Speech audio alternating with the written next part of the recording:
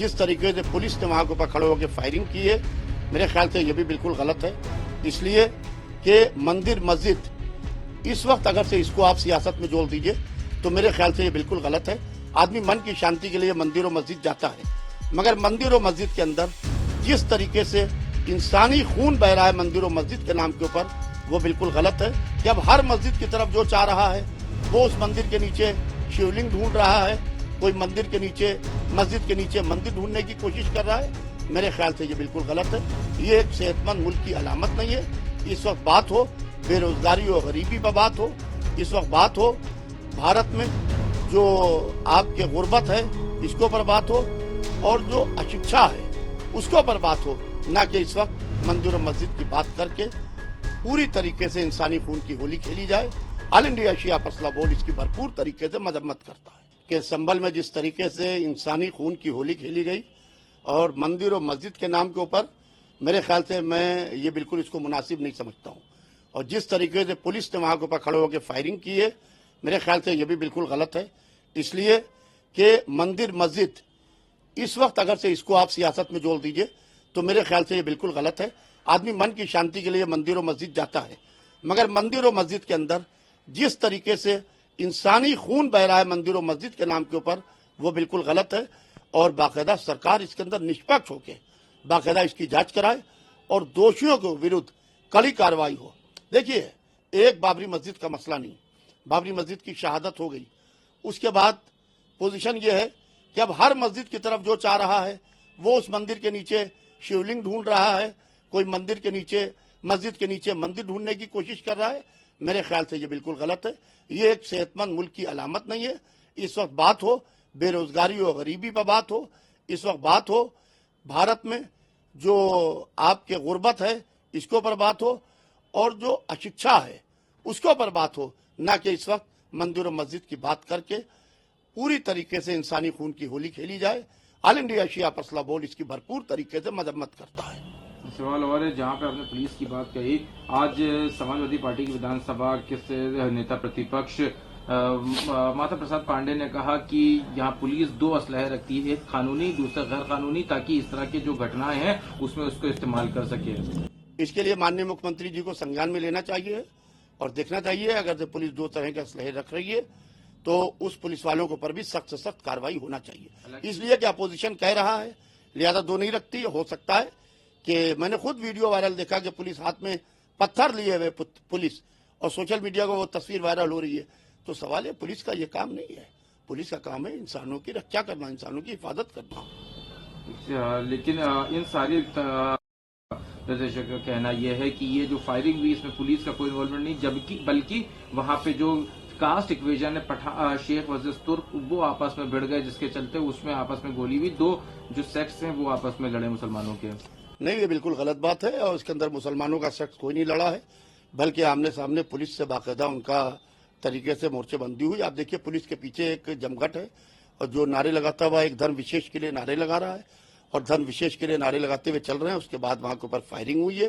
तो भाई अगर से मस्जिद का मसला है, मस्जिद किसकी है, तो ASI है, आर्कियोलॉजिकल सर्वे ऑफ इंडिया है, हिंदू और मुस्लिम पक्ष के जिम्मेदार लोग हैं, ये बैठ जाए, ये बैठ के मसले हल कर दे। और कुछ नहीं है तो न्यायालय है, न्यायालय बैठ के हल कर दे। मगर इसके ऊपर यह है कि इंसानियत का खून जमीन पर गिरे तभी हमारा फायदा होगा। मेरे ख्याल से ये बिल्कुल गलत है। एक सवाल की सरकार गिराई गई है, उसके बाद से वहाँ पे जो हालात हैं वो सामान्य नहीं है। हिंदुओं के खिलाफ जो घटनाएं हैं वो बढ़ती जा रही हैं। आज की जो खबर है कि इस्कॉन मंदिर के अध्यक्ष को भी वहाँ चिन्मय को भी गिरफ्तार कर लिया गया है। बड़े अफसोस की बात है, बांग्लादेश में इस्कॉन मंदिर के अध्यक्ष चिन्मय कृष्णदास जी के ऊपर जो आतंकवादी की घटनाओं का होने का आरोप लग रहा है, मैं पूरी तरीके से इस आरोप को निराधार मानता हूं और मेरे ख्याल से बिल्कुल गलत है। मैं भारत सरकार से ये अपील करता हूं, भारत सरकार से गुजारिश करता हूं, बाकायदा बांग्लादेश पर दबाव बनाए और जिस तरीके से जहां से शांति का मैसेज दिया जाता है, जहां से अमन का मैसेज दिया जाता है, वहां से आतंकवाद करके और उनको पूरी तरीके से गिरफ्तार किया जा रहा है आपके इस्कॉन मंदिर के अध्यक्ष जी को, तो मेरे ख्याल से ये बिल्कुल गलत है। इसलिए कि बांग्लादेश हो या पाकिस्तान हो, दोनों जगह के ऊपर पूरी तरीके से जुल्म हो रहे हैं, ज्यादती हो रही है और लोग अपने लोगों को कत्ल कर रहे हैं। चाहे पाकिस्तान का पारा चिनार हो, चाहे बांग्लादेश में इस्कॉन मंदिर हो, वहां के ऊपर कहीं के ऊपर कत्ल हो रहे हैं, कहीं पर गिरफ्तारी हो रही है, कहीं किसी को थ्रेट किया जा रहा है, लिहाजा इसके अंदर भारत सरकार को, हमारे विदेश मंत्रालय को पूरी तरीके से एक्टिव होकर अहम रोल प्ले करना चाहिए।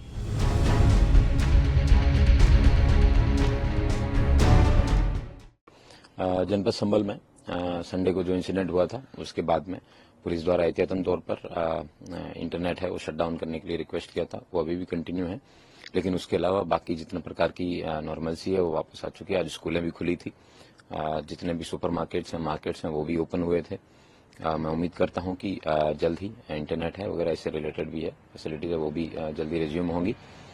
पुलिस द्वारा जो लोग उस दिन के इंसिडेंट में जो सम्मिलित थे उन सबके सीसीटीवी हैं वो प्रोसेस कर लिए गए हैं। 100 से ज्यादा लोग हैं, उनको आइडेंटिफाई कर लिया गया है।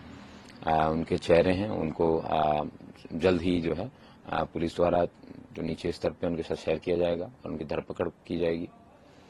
ये सबसे महत्वपूर्ण है कि कोई भी निर्दोष व्यक्ति है वो जेल नहीं जाएगा, लेकिन जिस भी व्यक्ति ने पत्थर उठाया, पुलिस के ऊपर चलाया, उस व्यक्ति को जरूर जेल भेजा जाएगा। मैं सभी लोगों से अपील करता हूं कि किसी भी रूमर मॉन्गरिंग में, किसी भी इस तरीके की चीज में विश्वास न करें। और जनपद संभल पुलिस है ये सदैव आपकी सुरक्षा के लिए तत्पर है और हमेशा तैयार रहेगी। सर, अब तक कितने लोगों को आप लोगों ने अरेस्ट करा है? क्या कुछ अपडेट है? लास्ट 24 घंटे में पुलिस ने क्या एक्शन लिया और अगले 24 घंटे में क्या कुछ एक्सपेक्ट कर सकते हैं? लास्ट 24 आवर्स में हमने कुल 27 लोगों को जेल भेजा है, उनमें से 25 पुरुष और 2 महिलाएं हैं। और आने वाले 24 आवर्स में भी जो सीसीटीवी प्रोसेसिंग है और ड्रोन के फोटोज का प्रोसेसिंग है वो चल रहा है। और काफी बड़े पैमाने पे, बड़े स्केल पे इन सब चीजों की स्टडी करने के बाद में जो रियल अक्यूज्ड हैं, जिन लोगों ने वास्तव में इस घटना को अंजाम दिया था, और विवेचकों द्वारा अपनी विवेचना भी है वो युद्ध स्तर पे की जा रही है और जल्दी उसमें भी जो रिजल्ट है वो भी सामने आएंगे। टोटल कितने लोग अरेस्ट हुए सर? अभी कुल 27 लोग अरेस्ट हुए। Thank you. एफआईआर के बारे में बताएं सर, कितनी? कुल 7 एफआईआर हुई है, उसमें 2 थाना नखासा पे और 5 थाना संभल कोतवाली पे दर्ज हुई है, जिसमें एक सीओ है जिनके पांव में गोली लगी थी, उनके द्वारा लिखवाई गई है। एक हम डिप्टी कलेक्टर हैं जो इंजर्ड हुए थे, उनके द्वारा लिखवाई गई है। एक हमारे पीआरओ हैं जिनके पांव में गोली लगी थी, उनके द्वारा लिखवाई गई है। बाकी 2 चौकी प्रभारियों के द्वारा और जो क्षेत्र के अंदर जहां आगजनी की घटना हुई उनके द्वारा लिखवाई गई है। सांसद जियाउर रहमान का नाम एफआईआर में है, साथ ही स्थानीय विधायक इकबाल मोहम्मद और उनके बेटे सुहेल इकबाल का भी नाम है। इन चीजों को लेकर क्या अपडेट है सर? ये एक सब इंस्पेक्टर हैं हमारे थाना कोतवाली के, उनके द्वारा पूरे इंसिडेंट का वर्णन किया गया और किन परिस्थितियों में यह घटना हुई, उनके द्वारा एफआईआर पंजीकृत कराई गई है। इसकी विवेचना इंस्पेक्टर द्वारा की जा रही है। मैं उम्मीद करता हूं कि जल्दी इसमें जो भी विवेचना की कार्रवाई है वो आगे प्रचलन में लाई जाएगी और जो सही एविडेंस है उनके आधार पर विधिक कार्रवाई सुनिश्चित की जाएगी। जियाउर रहमान को क्या अलग से नोटिस दिया गया, एफआईआर दी गई है? जियाउर रहमान को 168 बीएनएसएस का नोटिस है वो 23 नवंबर को दिया गया था और उनको व्हाट्सएप से पर्सनल उनके मोबाइल पे भी भेजा गया था। और मैं उम्मीद करता हूं कि जो भी विधिक कार्रवाई है वो सारे सबूत हैं उनके आधार पर ही की जाएगी। सर, एक जोर सवाल और लेना चाहूंगा। काफी सारे डिग्नेटरीज हैं वो संभाल आने के लिए, उनकी खबरें सामने आ रही। राहुल गांधी हूँ, समाजवादी पार्टी का डेलीगेशन हो जिसमें कई सांसद हैं, चंद्रशेखर आजाद हूँ, सीपीआई सीपीएम अन्य राजनीतिक नेता है, सांसद है सिटिंग, और उनके लिए क्या कुछ बिगड़े? ये 163 बीएनएसएस जो कि पहले धारा 144 के रूप में जाना जाता था, उनके डीएम महोदय द्वारा जो नोटिस है वो 30 तारीख तक विभिन्न प्रकार के प्रतिनिधिगण या फिर माननीय जो जनप्रतिनिधि है उन सबको 30 तारीख तक जनपद में न आने के लिए अनुरोध किया गया है। 30 तारीख के बाद में उनको स्वागत है वो आए, लेकिन 30 तारीख तक के लिए उसके लिए मना है। Thank you. जल्दी इंटरनेट की सेवाएं हैं वो रिज्यूम हो जाएंगी। एक जरूरी सवाल और आपसे लेना चाहूंगा। अभी पूरी सिचुएशन चल रही है, आप लगातार शॉपकीपर से मिल रहे, सब लोगों से मिल रहे, लोगों का कैसा रिस्पॉन्स सामने आ रहा है? और एक व्यक्ति है जिसकी मृत्यु हुई थी, 4 लोगों में से एक है, उसके परिवार के द्वारा भी शिकायत दी गई है पुलिस में? 4 जो डिसीज्ड हैं, 4 लोगों की जिनकी मृत्यु इस घटना में हुई है, उनके द्वारा तहरीर दी गई है। उस तहरीर के आधार पर 4 अभियोग भी पंजीकृत किए गए, उसमें से 3 थाना कोतवाली में, 1 थाना संभल पर, कोतवाली 3 थाना कोतवाली संभल पे और 1 थाना नखासा पे दर्ज किए गए हैं। और उनकी विवेचना भी है वो मेरिट के आधार पर की जाएगी और आगे विधिक कार्रवाई सुनिश्चित की जाएगी।